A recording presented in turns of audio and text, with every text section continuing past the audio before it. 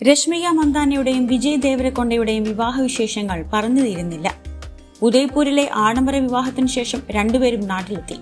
ഇനിയിപ്പോൾ ബുധനാഴ്ച നടക്കുന്ന വിരുന്നിന്റെ തയ്യാറെടുപ്പിലുമാണ്. രണ്ടുപേരും പങ്കുവച്ച വിവാഹ ചിത്രങ്ങൾ സാമൂഹിക മാധ്യമങ്ങളിൽ വൈറലായിരുന്നു. ഇപ്പോഴിതാ ആ ചിത്രങ്ങൾക്ക് ഒരു റെക്കോർഡും.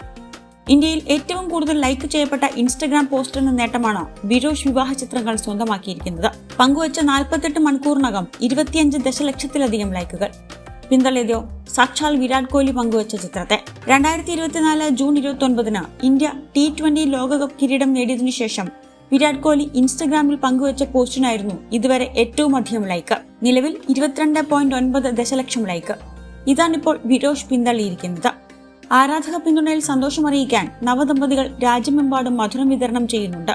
ബംഗളൂരു, ചെന്നൈ, ഹൈദരാബാദ് തുടങ്ങി വിവിധ നഗരങ്ങളിൽ വിരോഷ് വക മധുരവണ്ടി ഓടുമെന്നാണ് രണ്ടുപേരും സാമൂഹിക മാധ്യമങ്ങളിലൂടെ അറിയിച്ചത്.